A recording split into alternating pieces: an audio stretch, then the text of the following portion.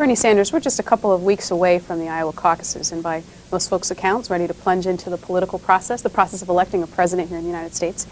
You're mayor of Burlington, Vermont. From your perspective in that job, what kind of a person would you like to see as president of the United States? Well, I would like to see somebody who has the guts to begin to stand up to the people who own this country, to recognize that in our nation today we have an extreme disparity between the rich and the poor, that elections are bought and sold and controlled by people who have huge sums of money. So my first concern is to have a president who has the courage to look reality in the face and say that we need some radical changes in this country so that every American can have the opportunity to have a decent standard of living and live a decent life. I also, when we talk about presidential politics, I always have a little bit of a problem because I'm not a Democrat and I'm not a Republican. In Burlington, Vermont, we have, I think, the only three-party system in the United States of America.